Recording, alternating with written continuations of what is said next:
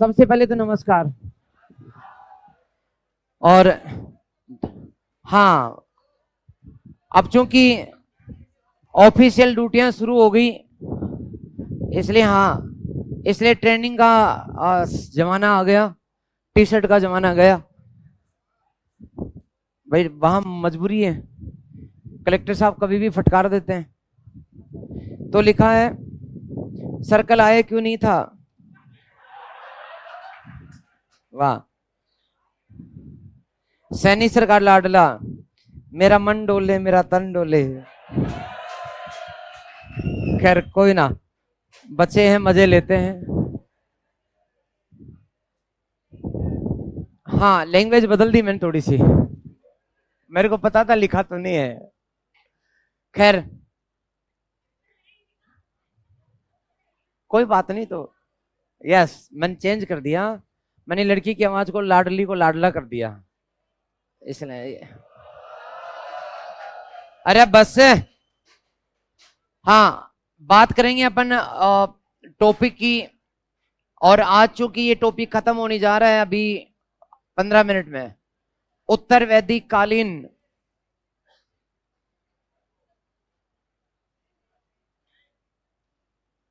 धार्मिक स्थिति।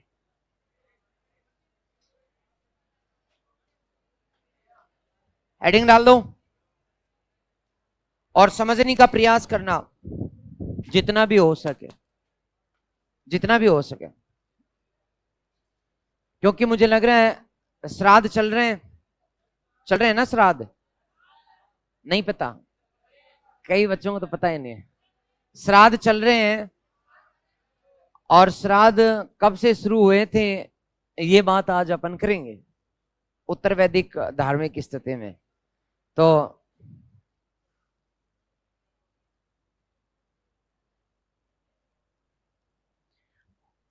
दो चार बातों को समझने का प्रयास करें, पहले समझने की कोशिश करें, लिखना मत।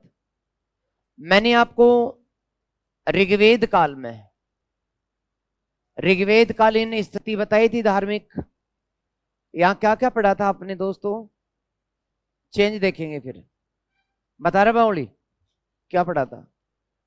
तो आई नहीं थी, तो आती क्यों नहीं है, मैं यही तो पूछना चाहता हूं। तो ऋग्वेद काल में क्या पढ़ा था बेटा, बता। कुछ तो पढ़ा था, तो आई थी ना। क्या पढ़ा बताओ। ऋग्वेद काल की सबसे महत्वपूर्ण विशेषता थी कि प्राकृतिक शक्तियों को देवता मान करके उनकी पूजा की गई, यही बात थी। इसलिए यहां हमने इस अवस्था को नाम दिया था प्राकृतिक बहुदेववाद, यही पढ़ा था।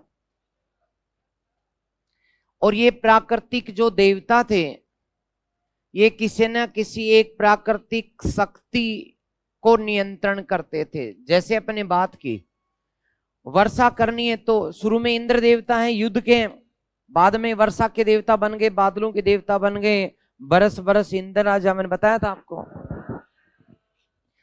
और इसके बाद अग्नि मध्यस्थ है, वरुण जल के देवता हैं, ऋत के देवता हैं, प्रकाश के देवता सूर्य हैं, और जो बहुत तेज प्रकाश नहीं हो फिर भी रोशनी हो तो उषा। उषा, उषा तेरा नाम ही तो है। अच्छा, कोई ना। तो ये प्राकृतिक बहुदेववाद की स्थिति, प्राकृतिक शक्तियों को देवता मान लेने वाली प्रवृत्ति, जिसमें खास देवता नंबर 1 जिस पर 250 मंत्र हैं, कौन था? इंद्र। दूसरा अग्नि, और तीसरा वरुण है। ये 3 देवताओं की बात करें। अब दोस्तों उत्तर वेद काल में, हाँ सोम भी है बेटा, मैंने शुरू के 3 ही लिए हैं। अब वो तेरा खास देवता है, बट शुरू का 3 नहीं। ओके, उत्तर वेद काल में क्या चेंज आता है, यही चीजों को आपको देखना चाहिए। यहां स्वर्ग की अवधारणा है क्या? नरक है? मोक्ष है? नहीं, कुछ भी नहीं है। इसलिए यहां मुख्य उद्देश्य पूजा का, पूजा क्यों करें? यज्ञ के माध्यम से करें। उद्देश्य क्या? क्या दे दो? छोरो दे दो, धन दे दो और पशु दे दो, ये 3 उद्देश्य हैं। तो इस प्रकार से हमने देखा था कि ये जो मार्ग था, ये कैसा मार्ग था? प्रवृत्ति मार्ग, प्रवृत्ति मार्ग था। और इस प्रवृत्ति मार्ग में, प्रवृत्ति मार्ग में सब कुछ दे दो की भावना थी, समर्पण नहीं था। अब चेंज क्या आता है? सबसे पहले ऋग्वेद काल की जगह उत्तर वेद काल की स्थिति में चेंज एक आता है कि पहले लोगों के पास में धन नहीं है, यहां पर खेती कर नहीं पाते, पशु ज्यादा है, क्योंकि खाना बदोश है। मैंने बताया था खाना बदोश है, आज यहां कल वहां, इसलिए जटिल यज्ञ नहीं करा सकते। यहां पर जटिल यज्ञ हो जाएंगे। अब यज्ञ जो है वो जटिल हो जाएंगे, बहुत जटिल, और इतने की बल दिया जाएगा शुद्ध मंत्रोच्चार, शुद्ध मंत्रोच्चार पर बल, साथ ही सही समय पर, समय भी सही हो, मंत्रोच्चार सही हो, मुहूर्त सही हो, आदि चीजों पर बल दिया जाएगा। आम आदमी यज्ञ नहीं कराएगा, इसलिए एक मध्यस्थ वर्ग पैदा हो जाएगा, मध्यस्थ वर्ग, जिसे हम ब्राह्मण वर्ग के नाम से जानते हैं। और ये ब्राह्मण वर्ग जो है इसको अपना पेशा बना लेगा यज्ञ को, और जितना लंबा यज्ञ चलेगा, लंबे समय तक, सालों तक यज्ञ चलने लगे, लंबे समय तक यज्ञ, इसका मतलब किसका रोजगार शुरू हो गया? इसी कारण उसने लोगों को बताया कि शुद्ध मंत्रोच्चार तुम्हारे बस की बात नहीं है, सही समय भी तुम्हारे बस की बात नहीं है। यज्ञ को बहुत जटिल बना दिया गया, जो सरल था उसे जटिल बना दिया गया, ब्राह्मण वर्ग पैदा हो गया। और अब ये वर्ग जो था वो जन्मजात बन गया, जन्मजात ब्राह्मण वर्ग, यानी ब्राह्मण के पैदा होगा वो ब्राह्मण पैदा होगा। जबकि ऋग्वेद की स्थिति क्या? कर्म आधारित है, क्योंकि ब्राह्मणों की इतनी आवश्यकता नहीं है, कभी कभार कभू कभू जरूरत पड़ती है, हमेशा नहीं पड़ती। लेकिन अब ब्राह्मण वर्ग की बहुत ज्यादा जरूरत होगी, चाहे राजा हो या रंग को, सभी को ब्राह्मण वर्ग की आवश्यकता होगी। ठीक है। अब जो लंबे समय तक यज्ञ चलेंगे, साथ में उनमें क्या दी जाएगी? पशु बलि का को बढ़ावा मिला, भारी संख्या में पशु काटे जाने लगे, यानी अब तो कोई यज्ञ था ही नहीं जिसमें पशु ने काटे जाए। दूसरी बात, अब सोमरस भी हर यज्ञ के लिए अनिवार्य हो गया, सोम यज्ञ पर भी का महत्व बढ़ गया, क्योंकि उत्तर वेद काल के ग्रंथों में माना गया कि सोम यज्ञ के बिना अमरता प्राप्त होती नहीं है। एक ऋषि ने तो दावा किया यजुर्वेद में कि मैंने सोम यज्ञ कराए 9 और इसके बाद मैं जिंदा अमर हो गया हूं। मतलब बहुत ज्यादा पी लेता होगा और उसको लगता होगा कि अब अमर ही तो हूं, भगवान बन चुका हूं। आपको लगता नहीं कई सड़कों पे आपको भी बादशाह नजर आते हैं, अकबर बादशाह पीने के बाद शाम को? हाँ, तो ऐसा कोई था।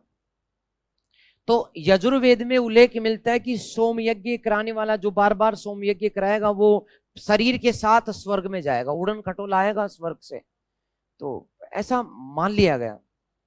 लेकिन इसका एक साइड इफेक्ट और स्टार्ट हो गया, जटिल यज्ञ होंगे, बहुत खर्चा लगेगा, दान देने पर बल दिया गया। अब ब्राह्मणों को दान देने पर बहुत भारी संख्या में ब्राह्मण दान बहुत भारी संख्या में दिया जाने लगा, बल दिया जाने लगा। यह माना गया कि यज्ञ करवाओगे, ब्राह्मणों को दान नहीं दोगे ना, तो यज्ञ का फल मिलेगा ही नहीं, बेकार है कराना। यानी कि उन्हें यदि भोजन करवाना तो है ही, भोजन करवाने के साथ साथ उनके दांत की घिसाई हुई है, उसके लिए उन्हें दान और दो, दांत घिसाई के पैसे। समझते हो क्या आप? अभी भी यदि कभी कोई कार्यक्रम करोगे आप, तो ब्राह्मणों को आप यदि घर बुला के जिमाओगे तो मात्र जिमाने से काम नहीं चलता, आपका भोजन जीवनी में उनके दांतों की जितनी घिसाई हुई उसकी क्षतिपूर्ति आपने नहीं की तो उल्टा पाप और लगेगा। तो शुल्क मतलब दान बहुत जरूरी हो गया। इतना भारी संख्या में दान, ये एक ऐसी प्रवृत्ति थी कि दान देने के लिए अब क्या दें, क्या दें। वस्त्रों की अब डिमांड रही नहीं थी। भोजन करने के लिए ब्राह्मण आता तभी था जब वो पूछता कि दान क्या मिलेगा। इसलिए या तो गोदान, अब गाय भी कितने के ले जाए ब्राह्मण, इसलिए दासी दान पर बल दिया गया। इसलिए ऋग्वेद कालीन ग्रंथों में गोदान पर बल है, जबकि उत्तर वेद काल में दासी दान पर बल। ब्राह्मण ने अब साफ कह दिया कि देख दासी दे तब तो मैं आऊं जीवनी के लिए, वरना तो भैया बस की बात नहीं है। तो उत्तर वेद काल में गोदान घटा और कौन सा बढ़ा। लेकिन इसके खिलाफ एक प्रतिक्रिया नजर आती है। एक आम आदमी, एक साधारण किसान और मजदूर ना तो जटिल यज्ञ करा सकता है, इतनी कैपेसिटी नहीं है, ना ही शुद्ध मंत्रोच्चार और सही समय का पता लगा सकता है। ब्राह्मणों को बुलाना पड़ेगा, यज्ञ बहुत लंबे समय तक चलते, नहीं करा सकता। और कम से कम उसको ये दान तो नहीं दे सकता, वस्त्र भले ही दे दे, भोजन दे दे, लेकिन दासियां दान नहीं दे सकता। और अब पशुओं की जरूरत खेती में है, इसलिए किसानों ने इनका विरोध कर दिया। पशु बलि का किसानों ने विरोध कर दिया। उन्होंने कहा कि हमें पशुओं की जरूरत खेती में है, काटने की जरूरत नहीं उन्हें, इसलिए विरोध नजर आता है। और कुछ लोगों को यह भी लगा कि यदि परमात्मा है और हम उसका अंश हैं तो किसी तीसरे के बिचौलेपन की आवश्यकता नहीं है। इसलिए इसी समय जो है ब्राह्मणों के इस का विरोध शुरू हो गया और वेदांतिया, जिनको हम उपनिषद कहते हैं, उपनिषदों में यज्ञों की आलोचना शुरू हो गई। तो उपनिषदों में यज्ञों की आलोचना प्रारंभ हो गई। आपको पता है, मैंने आपको लिखाया था, जैसे उपनिषदों में मैंने बताया था मुंडको उपनिषद, याद है क्या? क्या लिखा है इसमें? यज्ञ एक फूटी हुई नाव है, जो जिसमें बैठता है उस यज्ञ के सहारे जो पार करना चाहता है भवसागर को, बीच में डूबेगा। यज्ञ के माध्यम से कोई भी धर्म नहीं कर सकता, यज्ञ को छोड़ दो। तो यज्ञों की आलोचना स्टार्ट होगी किनमें? उपनिषदों। उपनिषदों में उस सर्वोच्च को परमात्मा, परमात्मा या ब्रह्म कहा गया। क्या कहा गया? ब्रह्म कहा गया। और अब एक ईश्वर, मैं बोलूं तो एकेश्वरवाद पर बल दिया गया। तो ये किसका विरोध है? बहुदेववाद के विरुद्ध उत्तर वेद काल में क्या का जन्म हुआ? एकेश्वरवाद का जन्म हुआ। हमने यहां पर यह भी बात की थी कि अब ब्राह्मणों को चुनौती क्षत्रियों ने दी। क्षत्रियों ने दी, मैंने लिखा था सामाजिक स्थिति में, क्योंकि क्षत्रियों को लगा युद्ध हम करते हैं, प्रशासन हम करते हैं, झगड़ा हम करते हैं, राजाओं को हम हराते हैं, राज्य हम स्थापित करते हैं, लेकिन ये ब्राह्मण जो है जनता को डरा करके ले जाते हैं। और इस समय लास्ट बात, स्वर्ग और नरक की, स्वर्ग एवं नरक की अवधारणा विकसित हो गई, मोक्ष की बात भी इस समय स्टार्ट हो गई। इस समय पंच महायज्ञ पर बल दिया गया, पंच महायज्ञ पर बल दिया गया, 5 महायज्ञ पर बल दिया गया। जो 5 महायज्ञ हैं उनमें से, उनसे भी पहले त्रिऋण पे बल दिया गया। 3 ऋण, कौन कौन सी ऋण चुकाने हैं बताओ? देव ऋण चुकाना है, चल ठीक है, देव ऋण चुकाना। कैसे चुकाओगे? शाबाश, ठीक बोला कि देवताओं की आहुति दीजिए। देवताओं को आहुति देने के लिए यज्ञ का आयोजन करना है, यज्ञ का आयोजन करना और उन देवताओं को समर्पित करते हुए क्या देना? आहुति देना। दूसरा ऋण कौन सा? पितृ ऋण, पितृ ऋण कैसे चुकाओगे? हाँ साहब, यदि कोई कंवारा रहेगा तो वो पितृ ऋण नहीं चुका सकेगा। ब्याह करना बहुत जरूरी है, विवाह कर संतान उत्पन्न करना अनिवार्य है। संतान उत्पत्ति जब होगा से तो ये ऋण से ऋण रहेंगे।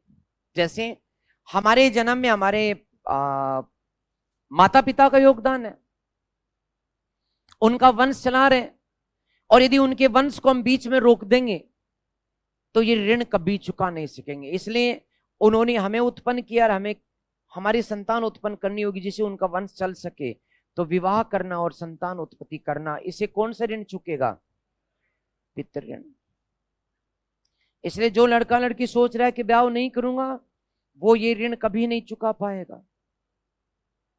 ऋषि ऋण, अरे बेटा तू तो बोले मत, तू तो दो दो तीन तीन की सोच के रखा हुआ है, लेकिन भारतीय संविधान में मान्यता प्राप्त नहीं है। ऋषि ऋण कैसे चुकेगा?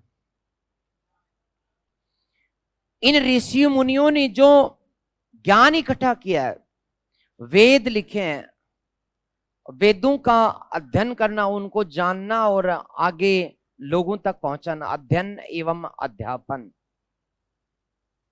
तो इस प्रकार से दोस्तों ये 3 ऋणों की बात है। तो मैं लिखाना शुरू करता हूं या लिखेंगे? लिखेंगे दोस्तों।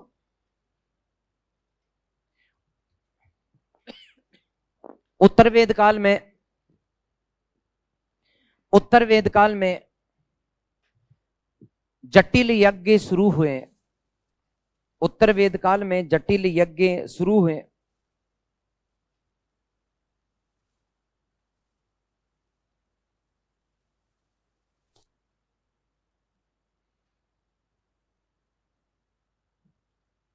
जटिल यज्ञ शुरू हुए। अब लंबे समय तक दोबारा बोल रहा हूं मैं, उत्तर वेद काल में जटिल यज्ञ शुरू हुए।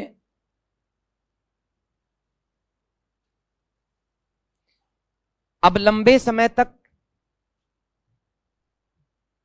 यज्ञ का संचालन किया जाता था।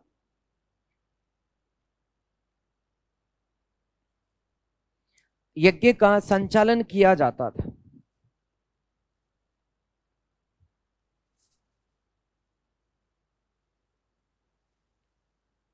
यज्ञों में शुद्ध मंत्रोच्चार,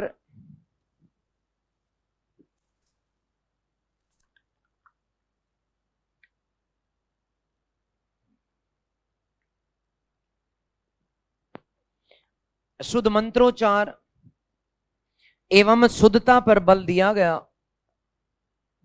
शुद्धता, शुद्ध मंत्रोच्चार एवं शुद्धता, यानी सही जगह, सही समय, सब चीजें, शुद्धता पर बल दिया गया।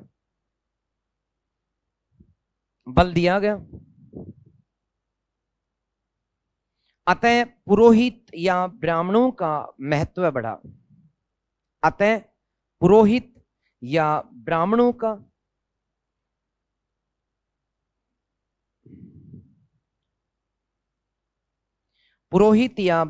का महत्व बढ़ा।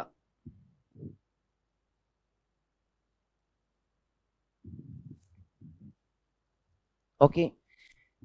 इन यज्ञों में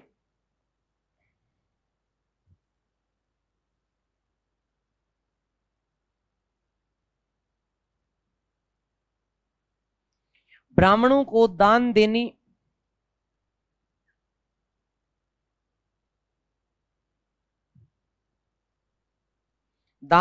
की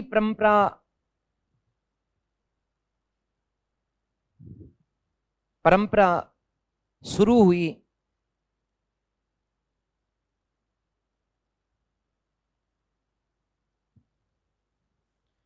कपड़े,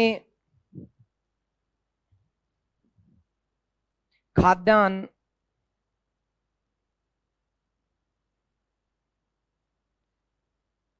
घोड़े और दासियां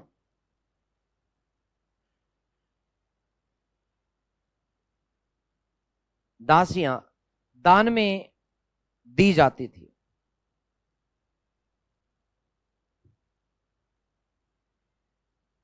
दी जाती थी। ओके, आगे लिखेंगे। यज्ञ में पशु बलि पर बल दिया गया।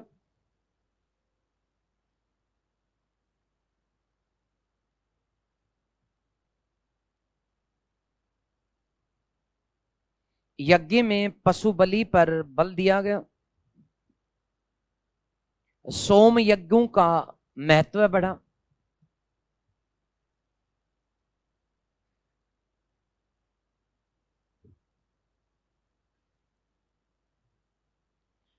साधारण जनता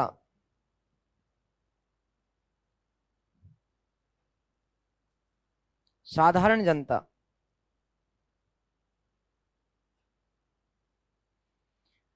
जटिल यज्ञ नहीं करा पाती थी।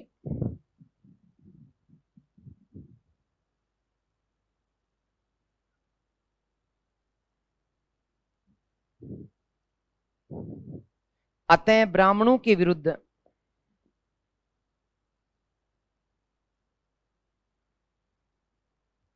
प्रतिक्रिया शुरू हुई।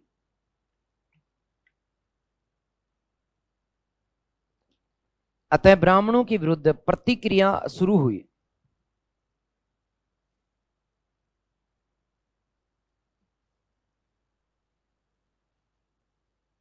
पशुओं की आवश्यकता खेती में थी।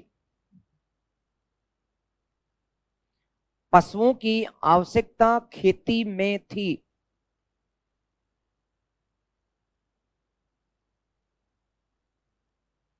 अतः पशुओं की आवश्यकता खेती में थी। अतः पशु बलि का पशु बलि का विरोध शुरू हुआ।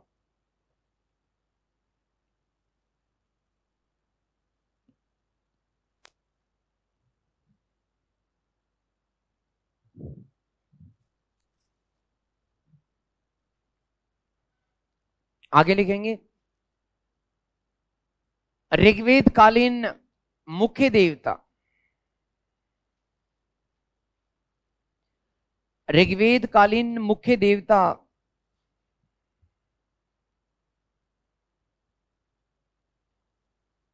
इसी में लिखते जाओ। ऋग्वेद कालीन मुख्य देवता इंद्र अग्नि वरुण का महत्व है। इंद्र अग्नि वरुण का महत्व है।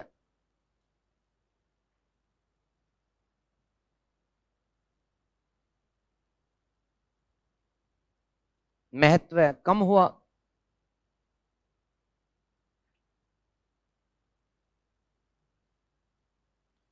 प्रजापति प्रजापति ब्रह्मा को सर्वोच्च स्थान दिया गया।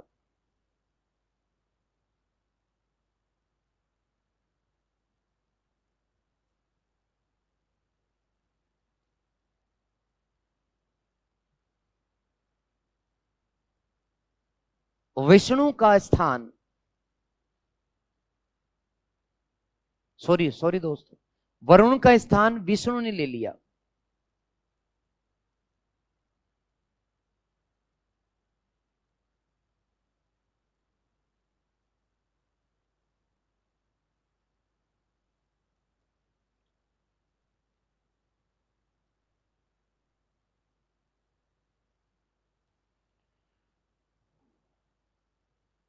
रुद्र या शिव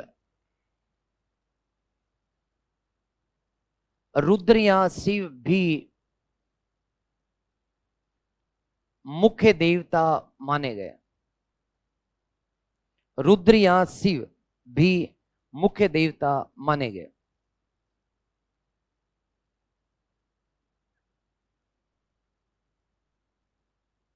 ओके,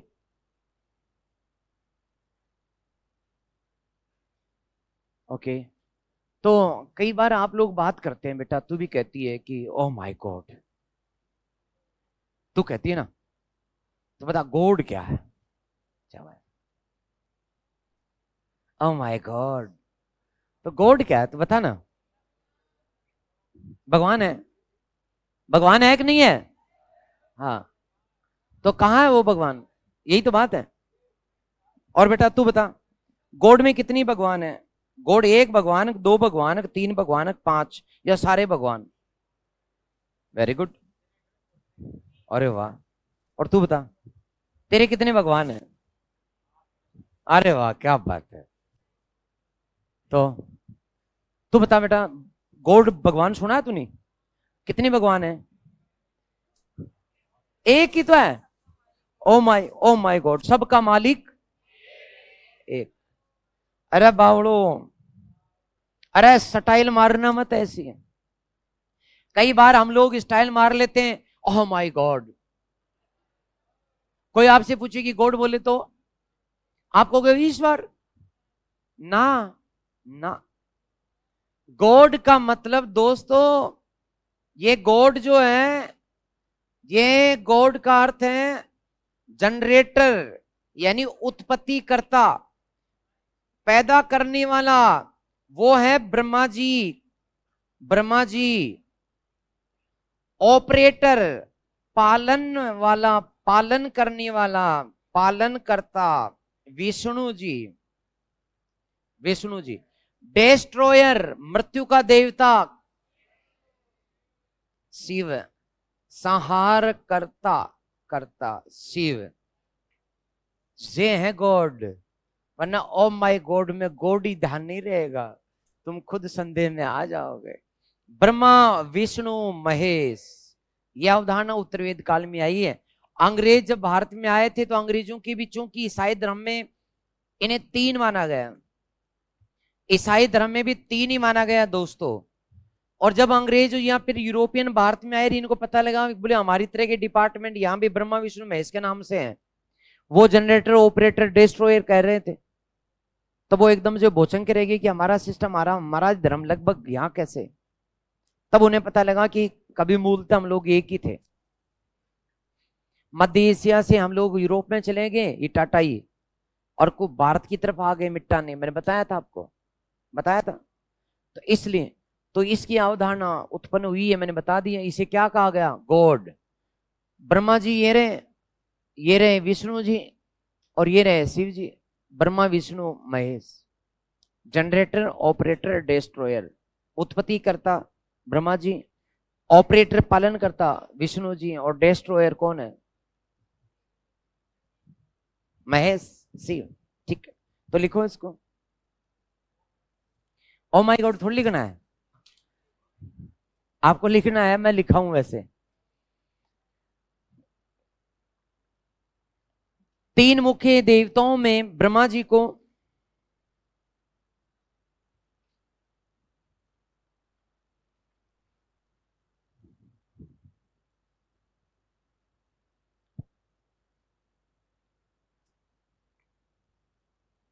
तीन मुख्य देवताओं में ब्रह्मा जी को उत्पत्ति करता,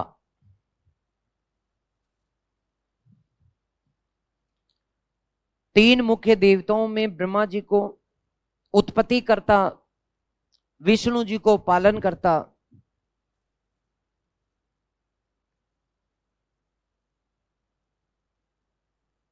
पालन करता।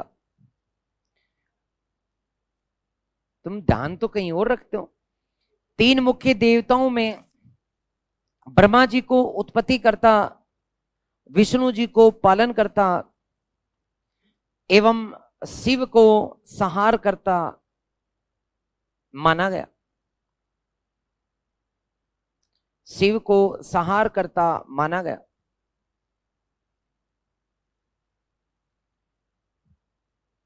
कोष्टक में लिख दो गॉड।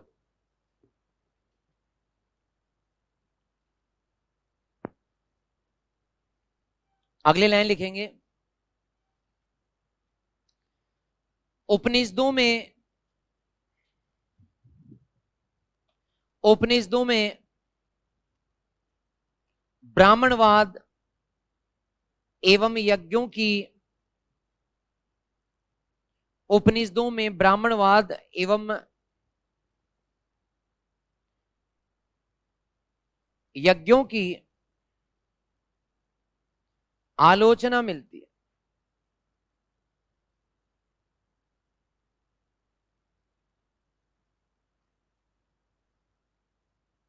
आलोचना मिलती है। मुंडको उपनिषद में, मुंडको उपनिषद में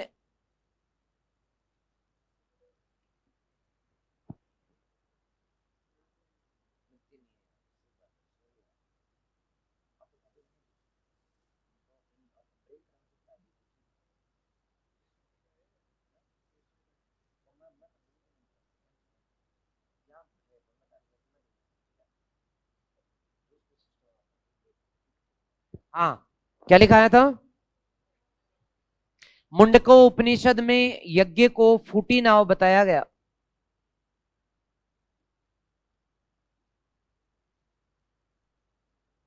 फूटी नाव, अरे फुट्योड़ी, टूटी नहीं फूटी, फूटी, फूटी नाव बताया गया,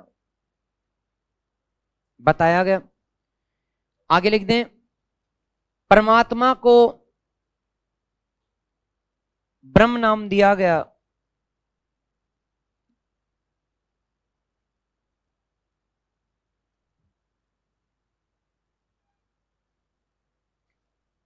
परमात्मा को, परम आत्मा को ब्रह्म नाम दिया गया, ब्रह्म नाम दिया गया।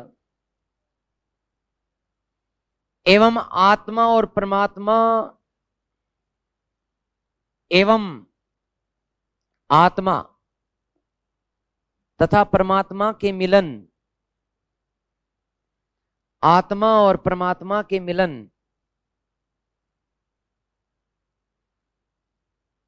को मोक्ष माना गया। आत्मा एवं परमात्मा के मिलन को मोक्ष माना गया।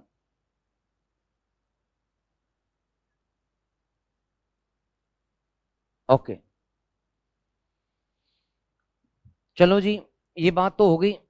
अब लिख दें, त्रिऋण की अवधारणा, त्रिऋण की अवधारणा, ये लिख कर के यूं कहीं उतारो इनको।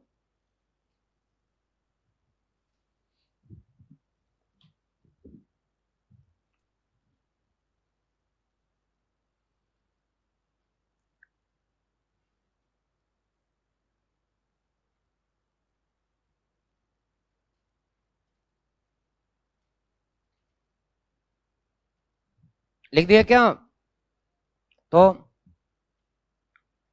मैं स्लाइड चेंज करके लिख रहा हूं। लिख दिया क्या सबने?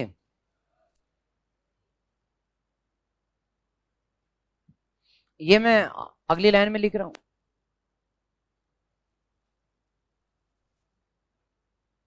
लिख दिया ना? तो पंचमायक पर बल दिया गया, मेरे साथ साथ उतार दो।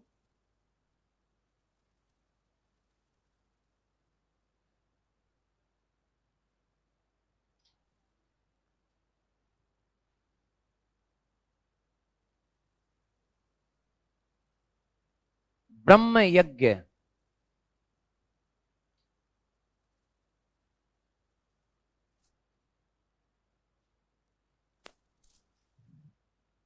अर्थात यज्ञों का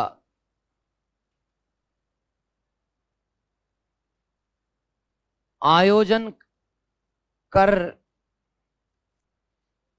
यज्ञों का आयोजन कर, जो वेद हैं, वेद, उनके प्रति कृतज्ञता बनाए रखना। वेद जानते हो? नहीं जानते वेद? सॉरी सॉरी सॉरी,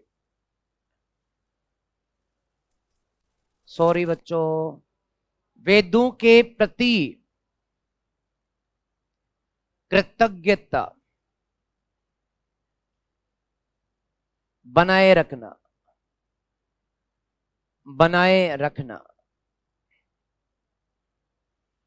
दूसरा है देव यज्ञ।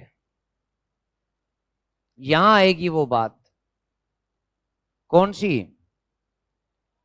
यज्ञों का आयोजन करना। यज्ञों का आयोजन कर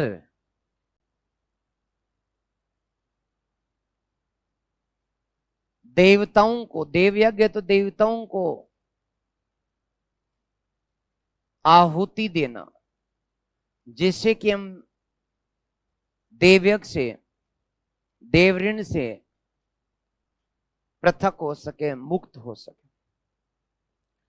फिर है दोस्तों पितृ, पितृ यज्ञ। अब जो पितर हैं किसी के पितृ या पितर, पुरखे किसके साथ रहे? कई लड़कों के साथ रहते हैं, उनके दादा परदादा है किसी के साथ। हाँ, वेरी गुड वेरी गुड। तो क्या करो बच्चों, आपके जो पूर्वज हैं, पूर्वजों का श्राद्ध करो, मन से करो। श्राद्ध करना, उनका तर्पण करवाना,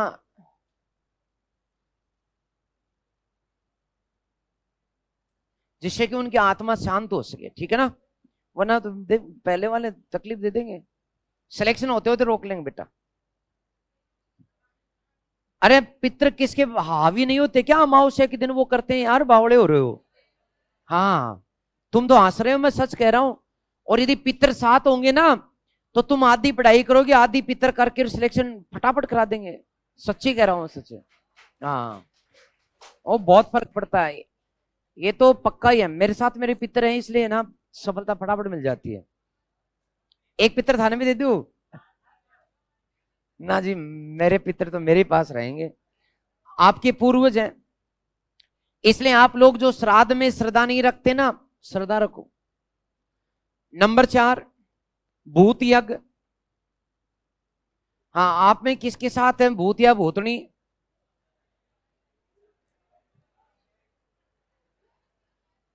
भूत है किसी के साथ? नहीं। अरे है तो उपाय बता दूं, नहीं है तो बताओ। तो चलो उपाय बता रहा हूं।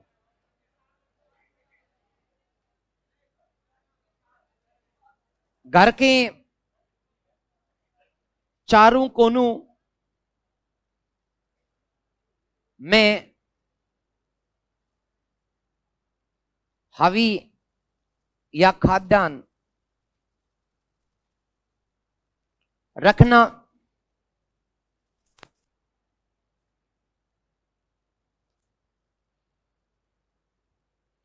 और 5वां मनुष्य यज्ञ। हवी का मतलब जैसे पत्ते वत्ते होते हैं ना, उनमें डाल करके और किसी दीवार पर रखना, किसी काली जगह चौराहे पर रख देना।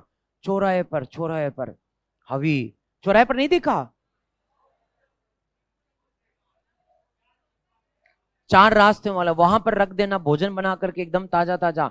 और जैसे मान लो आप वहां से कोई अपने घर में भूत था, अब भूत निकला नहीं, या मान ले कि तू भूतनी थी घर में, तू निकली ही नहीं, तो फिर क्या करेंगे? अब भूत प्रेत जो होते हैं ना बच्चों, देखो आत्मा होती है, आत्मा के आकर्षण खाद्यान्न होते हैं, खाद्यान्न।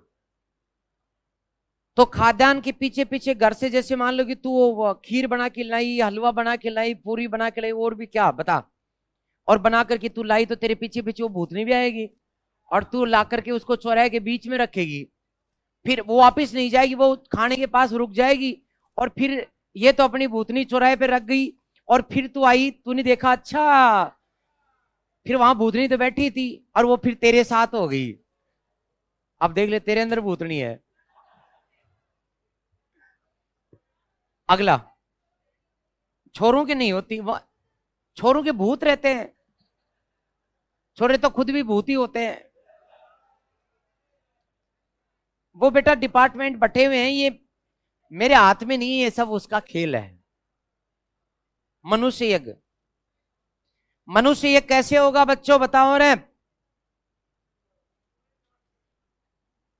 यानी हर कोई भी व्यक्ति जो ये अपने घर आता है, अपने पास आता है, उसका अपमान नहीं करना, उसे देवता मान करके उसका स्वागत करना, उसे अपने मन में, अपने घर में जगह देना। अतिथो देवो भव, यानी जो भी घर पे अतिथि आए उसको खाना पीना खिलाना, रोकना, सेवा करना, अतिथो देव। वो अलग बात है, लेकिन मनुष्य एक तो ऐसे ही होगा। जैसे मान लो बेटा कोई भी मिल जावे, तेरे को कहे कि मुझे तुमसे बात करनी है, तो उसे क्या मानना? अतिथो, अरे बस है, बस बस, अतिथु देव भव। बावड़े हैं सब छोरे। नहीं, मुर्गा बना दूं सबको? चलो ठीक। अरे छोरो, दोबारा टेबल बजाई तो मुर्गा बनाऊंगा मैं थान। अतिथो देवो भव। तो याद रखें, अपने पर्यटन विभाग का जो नारा है, राजस्थान पर्यटन विभाग का, अतिथो देवो भव, वो इस मनुष्य यज्ञ से लिया गया है। ठीक है, इसी के साथ अपना वैदिक काल समाप्त। अरे रुक जाओ।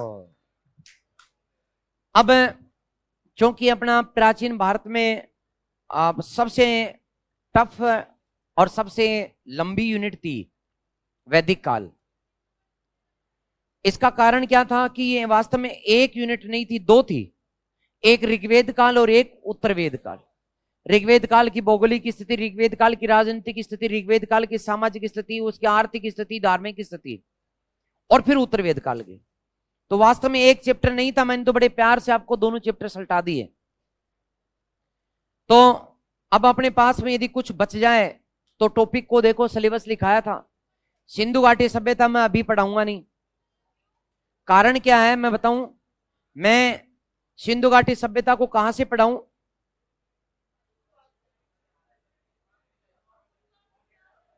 शुरुआत से यदि कराता हूं तो आधी क्लास जो है आपकी, उसका कोर्स पूरा हो गया है भाई। करीब करीब जो है मैंने सिंधु घाटी में कहां तक पढ़ाया बताओ?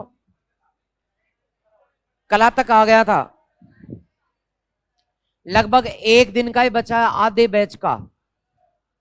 इसलिए मेरे साथ पंगा है। तो मैं क्या करूंगा, जैसे ही मेरे आपके सिलेबस के 3 बिंदु, कौन कौन से? चोल, पल्लव और चालुक्य, 3 बिंदु हो जाएंगे, तो एक दिन जिस बैच का मेरा हुआ नहीं, उसे मैं संडे को बुलाऊंगा। संडे को, अरे सुन लो, संडे को मैं बुलाऊंगा,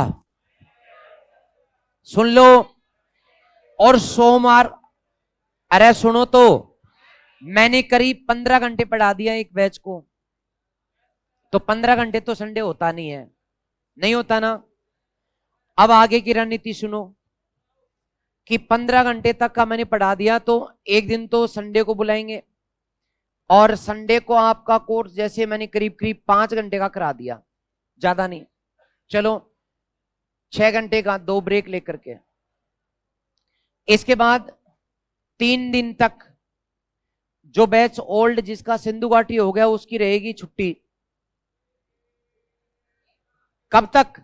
जैसे मान लो आप लोग जब भी आते हो, मेरा समय 10 बजे से शुरू होता है, तो 10 बजे जो स्टूडेंट सिंधु घाटी पढ़ चुके वो चले जाएंगे, और बाद में 10 से 1 महीने की पढ़ा करके जैसे बराबर आएंगे तो सूचना तुम्हें दे दी जाएगी।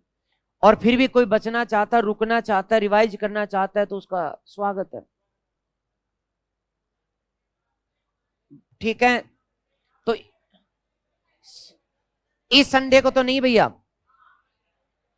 इस संडे को तो मेरे पास पहले से ऑलरेडी काम है, इसलिए कोई दिक्कत नहीं है। फिर कभी देख लेंगे, मैं बता दूंगा, मैं करा दूंगा। आप तो मुझे सिलेबस बताओ, सिंधु घाटी को छोड़कर के आपके सिलेबस में क्या क्या है? आरएस, हाँ हाँ, तो एसआई का ही तो, एसआई का सिलेबस जो है, आरएस वाला सिलेबस ही फॉलो करो, क्योंकि पेपर देख लो या तो पुराने। तुम्हारे पेपर में आरएस वाले क्वेश्चन सारे के सारे हैं। भाई मैं तुम्हें कोई भी झूठी बात कहना चाहता हूं नहीं। पुराने 5-6 साल के पेपर ले लो, पता लग जाएगा। आरएस वाला सिलेबस करोगे तो थानेदार बनना बहुत आसान है, ये बात है। और टॉपिक यही है, लगभग मिलते जुलते। अब बताओ क्या पढ़ना है, चालुक्य पढ़ाऊं या फिर पल्लव पढ़ाऊं या फिर?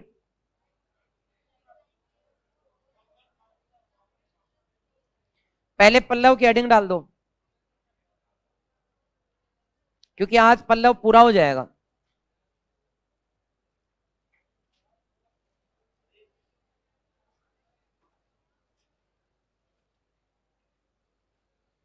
पल्लव जो वंश है ना, ये पूरा हो जाएगा।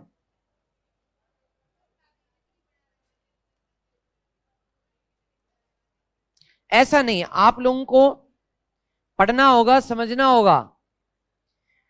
आज से हम लोग, ध्यान दें, आज से हम लोग उत्तरी भारत का इतिहास नहीं पढ़ेंगे। ये सारा दक्षिण भारत का इतिहास है। तो मैं दक्षिण भारत का इतिहास शुरू कर रहा हूं। दक्षिण भारत में सबसे पहले पल्लवी है, फिर चोल और फिर चालुक्य। ठीक है, तो पहले पल्लव ले लेते हैं।